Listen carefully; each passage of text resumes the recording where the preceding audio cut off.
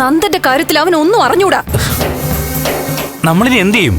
കെവിനെ, എന്തായിരിക്കും ചന്ദ്രോത്ത് നടന്നിട്ടുണ്ടാവുക? എനിക്കെങ്ങനെ അറിയാം? നന്ദ മറ്റെങ്ങോട്ടെങ്കിലും പോയതാണോ? ഒളിവിലോ മറ്റോ? ഒന്നും അറിയാൻ വയ്യ. പക്ഷെ എത്രയും പെട്ടെന്ന് അവനെ കണ്ടെത്തണം. നീ വണ്ടി എടുത്തേ.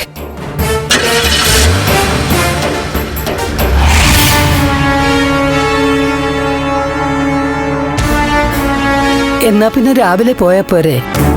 ഞങ്ങള് ഇടയ്ക്ക് വരാം അമ്മച്ചി.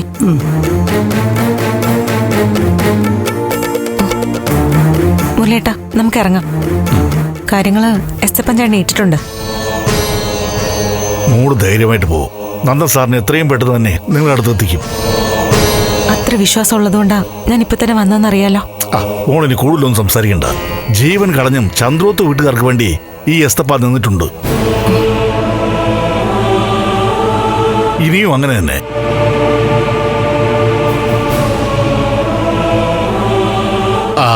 എന്താ മോള് ചെല്ല്. എസ്തപ്പഞ്ചേട്ടാ, നന്ദന്റെ കാര്യത്തിൽ ഓരോ നിമിഷം വൈകുന്തോറും അവൻ കുഴപ്പത്തിലാവാനുള്ള സാധ്യത കൂടുതലാണ്.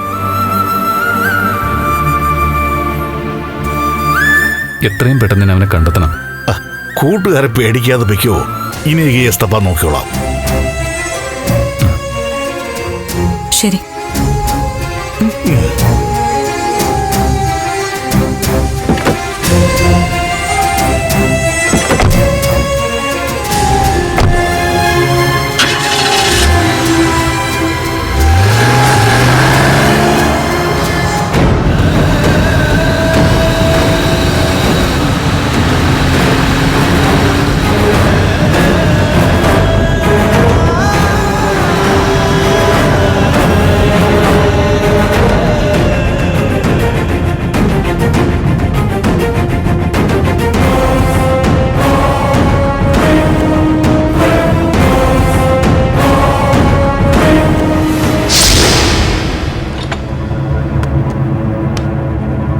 ഭാർഗവി, പ്രഭക്കുഞ്ഞു, പോയി നോക്കാം.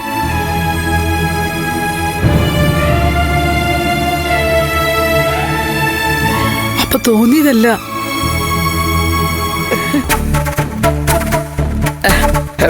പ്രഭക്കുഞ്ഞെ വിളിക്കുന്നു കേട്ടപ്പോ എനിക്ക് തോന്നിയതാന്നാ കരുതിയെ. എപ്പോഴും അവിടേക്ക് വരണമെന്ന് വിചാരിക്കും. പിന്നെ മുരളി എല്ലാവരും പറയും അവിടുത്തെ പ്രശ്നങ്ങൾക്കിടയിൽ അമ്മ പോയി ബഹളമൊന്നും ഉണ്ടാക്കണ്ടെന്ന്. ഇതെന്താ ഇങ്ങനെ നിക്കണത്? ഇരിക്ക്.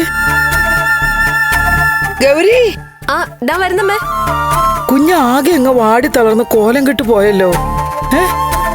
ഗൗരി, പ്രഭ കുഞ്ഞിന് കുടിക്കാൻ എന്തെങ്കിലും എടുക്ക്. എനിക്കൊന്നും വേണ്ട.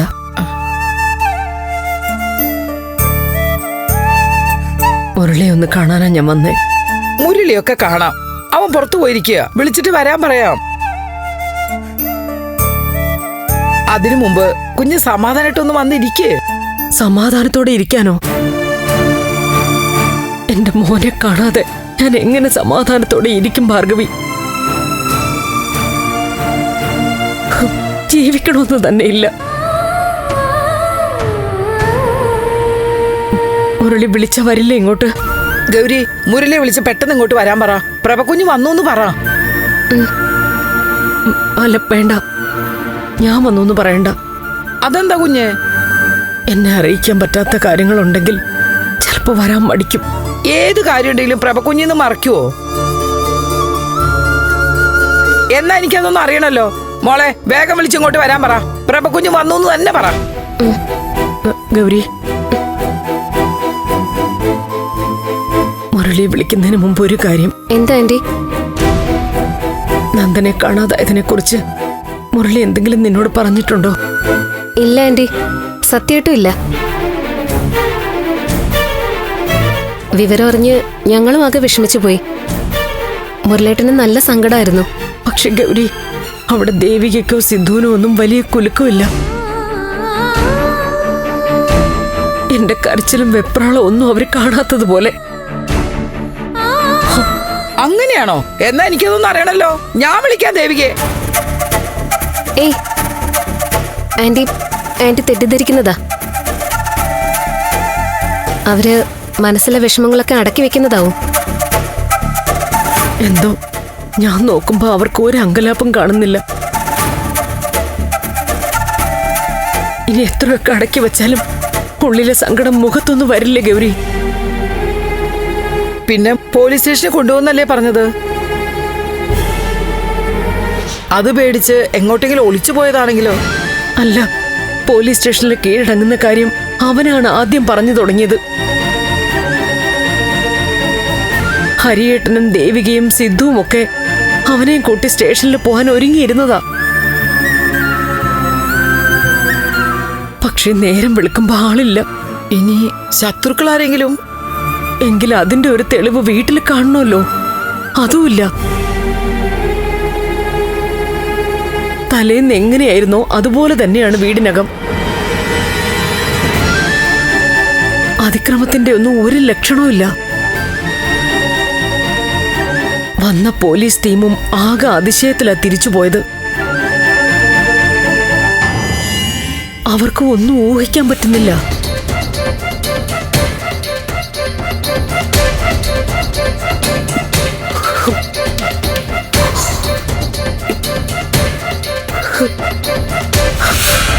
എന്റെ മോൻ എന്തെങ്കിലും. ദേവിക വീട്ടിൽ നിന്ന് പോയപ്പോഴേ ജീവൻ പോയതുപോലെ അവൻ കഴിഞ്ഞത്. ഗൗരി, നീ മുരളിയെ വിളിക്കും.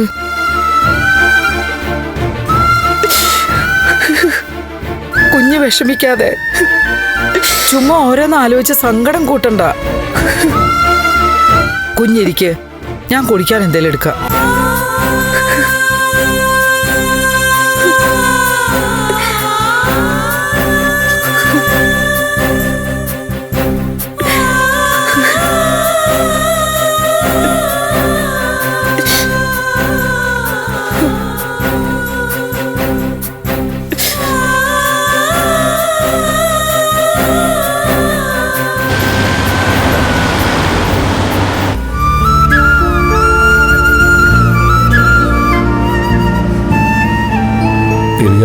എന്റെ അഭിപ്രായം ഞാൻ പറയാം. നന്ദനെ കണ്ടെത്താനുള്ള ചുമതല പോലീസിന്റെ പ്രത്യേക അന്വേഷണ സംഘത്തെ ഏൽപ്പിക്കണം. അന്യ സംസ്ഥാനങ്ങളിലും അന്യ രാജ്യങ്ങളിലും തന്നെ അന്വേഷിക്കേണ്ട കാര്യങ്ങളാണ്. അത് ഈ എസ്തപ്പ വിചാരിച്ച് എങ്ങനെ കണ്ടെത്താൻ പറ്റും? തൽക്കാലം എസ്തപ്പൻ ചേട്ടൻ നോക്കട്ടെ മുരളിയേട്ട കാര്യങ്ങളൊക്കെ. എന്തോ എനിക്കത്ര വിശ്വാസം തോന്നുന്നില്ല. എനിക്ക് നല്ല വിശ്വാസമുണ്ട്.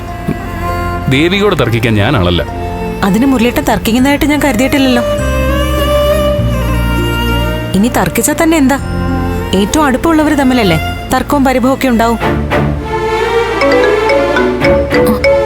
ഗൗരിയാണല്ലോ വിളിക്കുന്നത്. ഹലോ ഗൗരി. ആ ദേവിക, മുരളേട്ടനെ വിളിച്ചിട്ട് എടുക്കുന്നില്ലല്ലോ. ഡ്രൈവ് ചെയ്യാണല്ലേ? ആ അതെ. എന്താ ഗൗരി? അല്ല, പ്രഭാന്റി ഇവിടെ വന്നിട്ടുണ്ട്. അവിടെയോ? അതെ, മുരളേട്ടനെ അന്വേഷിച്ച് വന്നതാ. ആന്റി ഇവിടെ വെയിറ്റ് ചെയ്യാ. ആണോ? എന്താ അമ്മ അങ്ങനെ വന്നത്? എന്തെങ്കിലും അത്യാവശ്യമാണോ? എന്തത്യാവശ്യത്തിനായിരിക്കും എന്ന് ഊഹിച്ചൂടെ? നന്ദന്റെ കാര്യത്തിനാ. മുരളേട്ടന് എന്തെങ്കിലും അറിയാവുന്ന തിരക്കാൻ വേണ്ടിയിട്ടായിരിക്കും. ദേവിക, നന്ദനെ പറ്റി എന്തെങ്കിലും വിവരം കിട്ടിയോ? ഇല്ല ഗൗരി, അന്വേഷണം നടക്കുകയല്ലേ. മുരളേട്ടന് ഇപ്പൊ ഇങ്ങോട്ട് വരാൻ പറ്റുമോ? ആ നോക്കട്ടെ, ഞാൻ മുരളേട്ടനോട് പറയാം. മുരളേട്ടനെ കണ്ടിട്ടേ പോകുന്ന ആന്റി പറഞ്ഞ്. ആ ശരി, എങ്ങനെയും മുരളേട്ടനെ ഞാൻ അങ്ങോട്ട് അയക്കാം. ശരി ദേവിക.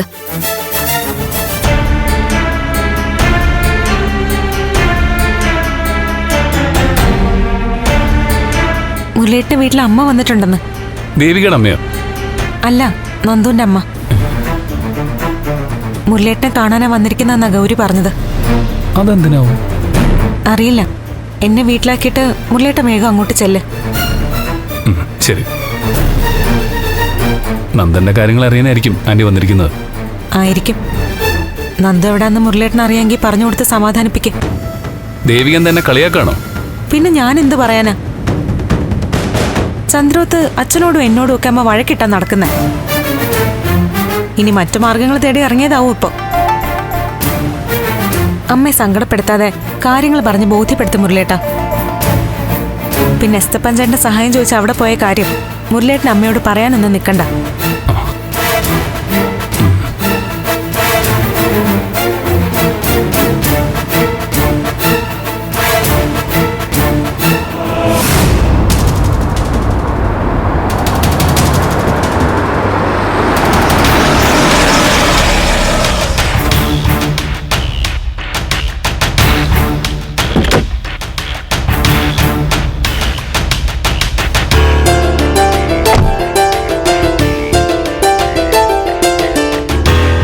എന്താ സിപ്പി, എന്തൊരു ടെൻഷൻ? ഋഷിമോൻ എവിടെയാ? കാര്യം പറ സിപ്പി. ഞാൻ ഋഷിമോനെ ഒന്ന് കണ്ടിട്ട് വരാം. സിപ്പി, എന്താ പ്രശ്നം എന്ന് വെച്ചാ പറ. എനിക്ക് ഋഷിയെ ഒന്ന് അത്യാവശ്യമായിട്ട് കാണണം. എന്താ അങ്കിൾ? ഋഷിമോനെ ഒന്ന് വന്നേ, ഒരു കാര്യം പറയട്ടെ. എന്താ? എന്തോ കുഴപ്പം നടന്നിരിക്കുന്നു. കാര്യങ്ങളെല്ലാം അട്ടിമറിഞ്ഞു. എന്താണെന്നൊന്ന് തെളിച്ചു പറ. നന്ദൻ നമ്മുടെ കസ്റ്റഡിയിലില്ല. എന്താ സിപ്പി? നന്ദൻ കസ്റ്റഡിയിലില്ലേ എന്ന് വെച്ചാ? ഞാൻ ഏർപ്പാട് ചെയ്ത ആളുകൾക്ക് നന്ദനെ കിട്ടിയില്ല. കിട്ടിയില്ലേ? പിന്നെ നന്ദൻ നമ്മുടെ ആൾക്കാരുടെ കയ്യിലാണെന്ന് താൻ പറഞ്ഞോ? പറയാൻ അവൻ പിന്നെ എവിടെയാ? തീർത്ത് കളയും ഞാൻ. ഋഷി പറയടോ, പറയാൻ. വിടാനല്ലേ പറഞ്ഞേ? ഇയാൾ എന്നെ പറ്റിച്ചു. ഞാൻ അയച്ചവർ ഉറപ്പായും നന്ദനെ പൊക്കിയിട്ടുണ്ടെന്നുള്ള ബലത്തിലാ നന്ദൻ നമ്മുടെ കസ്റ്റഡിയിലായെന്ന് പറഞ്ഞത്.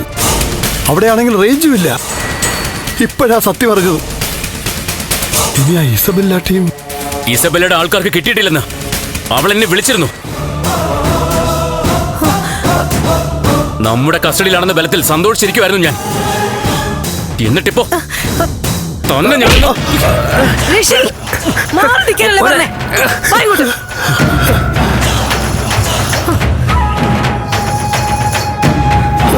സിബി, നന്ദൻ എന്താ ചെയ്തേ? അറിയില്ല മാഡം. അവനെ പൊക്കാൻ ഞാൻ ആൾക്കാരെ ഏർപ്പാടാക്കിയതാ. പക്ഷെ അവരുടെ കൈ കിട്ടിയില്ല. തന്നെയൊക്കെ എന്തിനു കൊള്ളാടോ? നിയമത്തിന്റെ മുമ്പിൽ ഹാജരാവാനിരുന്ന ഒരാളെയാ കാണാതായിരിക്കുന്നേ. കേസ് വിചാരിക്കുന്നിടത്തൊന്നും നിൽക്കാൻ പോകുന്നില്ല. എല്ലാവരും സമാധാനം പറയേണ്ടി വരും. ഇസബെല്ലയുടെ ആൾക്കാർക്കും കിട്ടിയിട്ടില്ല, നമ്മുടെ ആൾക്കാർക്കും കിട്ടിയിട്ടില്ല. പിന്നെ അവൻ എവിടെയാ?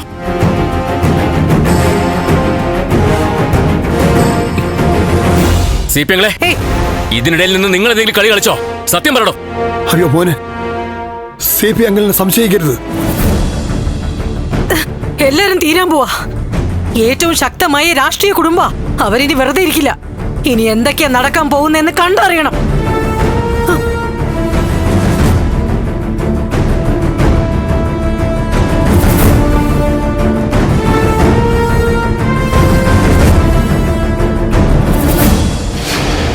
അവസാന കാലത്ത് ജയിലിൽ കിടക്കാനായിരിക്കും എന്റെ വിധി.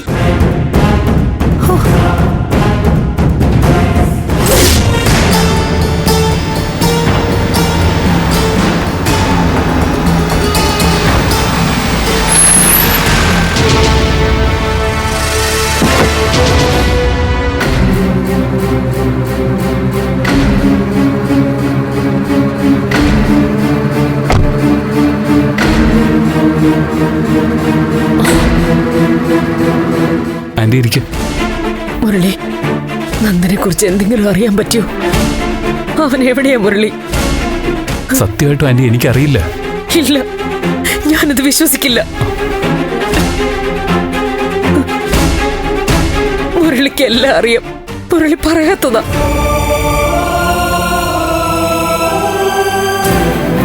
നന്ദനെ കുറിച്ചുള്ള കാര്യങ്ങൾ കൃത്യമായിട്ട് ഈ ലോകത്ത് ആർക്കെങ്കിലും അറിയാമെങ്കിൽ അത് മുരളിക്ക് മാത്രമോ?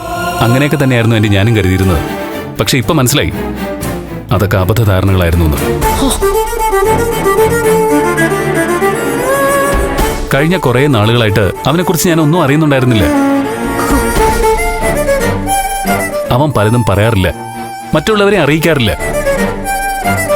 അവന് ഞാൻ വെറും അന്യം മാത്രമായിരുന്നു. അല്ല, ഇതൊക്കെ മുരളി പറയുന്ന ഓരോ ന്യായങ്ങളാ.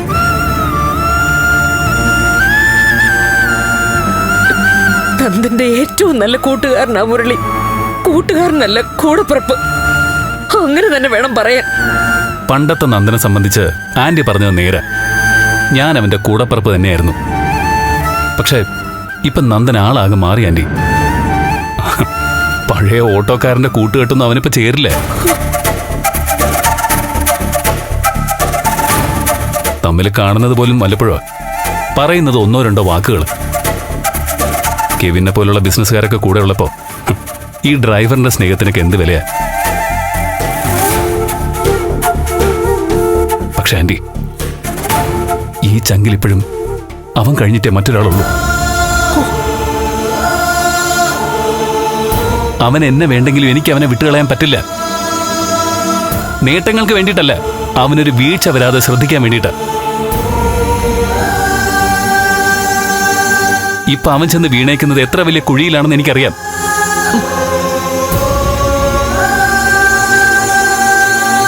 അവനെ കാണാനില്ലെന്നറിഞ്ഞത് മുതല് ഞാനും ആന്റിയെ പോലെ ആകെ മരവിച്ച് നിൽക്കുക. നന്ദനെ കുറിച്ച് ദേവികയോടും ചോദിച്ചു. എന്നിട്ട് ദേവിക എന്തു പറഞ്ഞു? ദേവിക എന്തൊക്കെയോ പറഞ്ഞു. എനിക്കൊന്നും മനസ്സിലാവുന്നില്ല.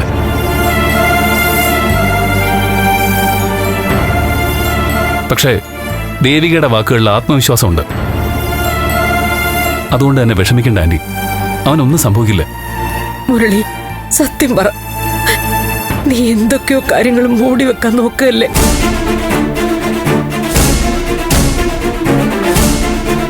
എനിക്കൊരു സംശയം തോന്നാതിരിക്കാൻ വേണ്ടിയല്ലേ നീ കൂട്ടുകെട്ടിന്റെ കാര്യമൊക്കെ പറഞ്ഞു അവനെ കുറ്റപ്പെടുത്തിയത്?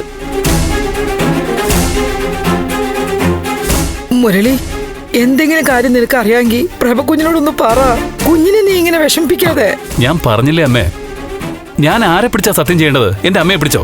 എന്റെ ഭാര്യയെ പിടിച്ച സത്യം ചെയ്യണോ?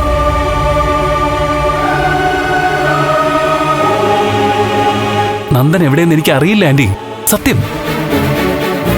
പക്ഷെ ആന്റി ഇങ്ങനെ വിഷമിക്കരുത്, അവൻ മടങ്ങി വരും.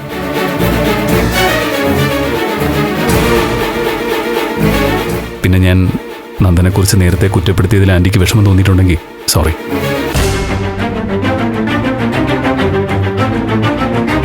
എനിക്ക് പെട്ടെന്ന് നിയന്ത്രണം വിട്ടുപോയപ്പോ അങ്ങനെ പറഞ്ഞു പോയത് ആന്റി, സോറി. മുരളി നന്ദനെ കുറിച്ച് പറഞ്ഞതൊക്കെ മുരളിയുടെ തോന്നലുകൾ മാത്രം.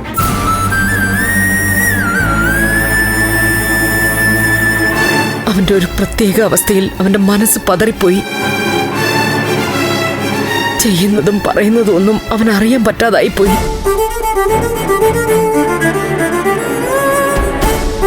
കെവിന്റെയും ഇസബെല്ലയുടെയും ഒക്കെ ഒരു താങ്ങ് അവന് വേണമായിരുന്നു.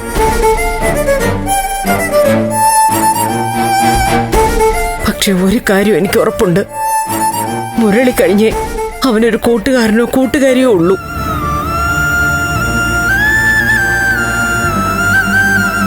ഞാനിനി എങ്ങോട്ടും പോണം? ആരോട് ചോദിക്കണം? മുരളി അതൊന്ന് പറഞ്ഞതാ. ആന്റി വിഷമിക്കാതെ ധൈര്യമായിട്ടിരിക്കെ. അങ്ങനെയൊക്കെ പറയാനാണെങ്കിൽ വേണ്ട. വീട്ടിൽ അതൊക്കെ കേട്ടതാ. DYSP സിദ്ധു ഒക്കെ പറഞ്ഞു. പറയുന്നവർക്ക് ചെലവൊന്നുമില്ലല്ലോ, നഷ്ടം അമ്മയ്ക്കല്ലേ. ഞാൻ നിങ്ങളെ ബുദ്ധിമുട്ടിച്ചു, സോറി. കുഞ്ഞിതെന്തൊക്കെയാ പറയണത്? കുഞ്ഞിരിക്ക്, മുരളി കൊണ്ടുവിടും. വേണ്ട, ആരും വേണ്ട, ഞാൻ ഒറ്റയ്ക്ക് പോയിക്കോളാം.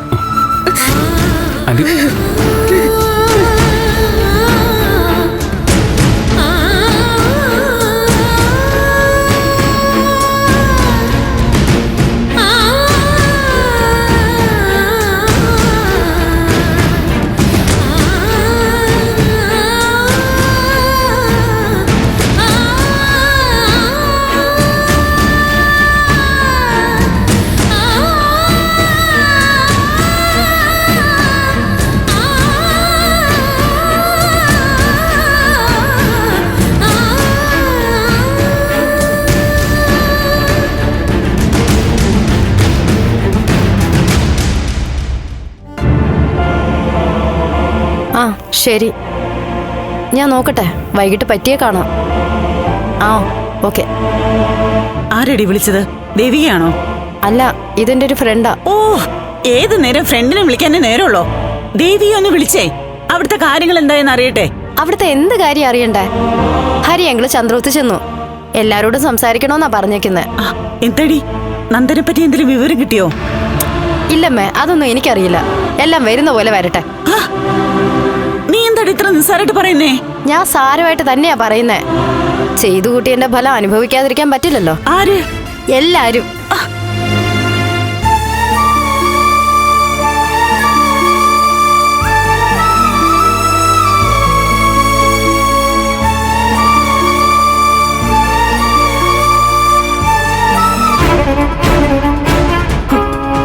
ഗിരീഷേ, നീയെങ്കിലും ഈ അമ്മയൊന്ന് മനസ്സിലാക്ക്. മാഡം ഇങ്ങനെ വിഷമിക്കാതെ. വിഷമിക്കാതെ പിന്നെ എന്ത് വേണം? എന്നെ മോനെയാ കാണാതായിരിക്കുന്നെ.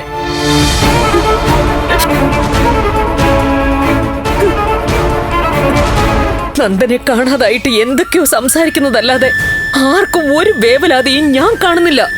അതല്ല, എല്ലാവർക്കും വിഷമമുണ്ട് മാഡം. നമ്മുടെ ഈ വീട്ടിൽ നിന്നാ നന്ദനെ കാണാതായത്.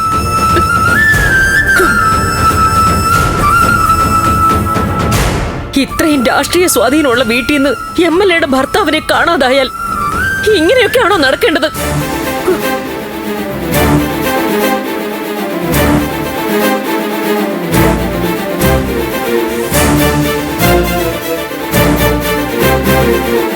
മാഡം പറയുന്നത് കറക്റ്റ് അല്ലേ? ഈ സംശയങ്ങളൊക്കെ എനിക്കും തോന്നിയിട്ടുള്ളതാ. നന്ദനെ കാണാതായിട്ടും വേണ്ടത്ര ഒരു ഗൗരവം നിങ്ങളാരും അതിന് കൊടുക്കുന്നില്ല.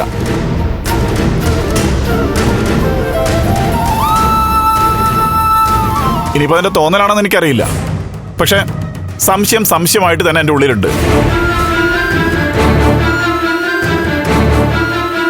സംശയം എന്ന് പറയുന്നത് എന്തടിസ്ഥാനത്തിലാണ് ഗിരീഷേ? നന്ദനെ കാണാതായതിൽ ഇവിടെ എല്ലാവരും സന്തോഷിച്ചിരിക്കുകയാണെന്ന് ഗിരീഷിന് തോന്നുന്നുണ്ടോ?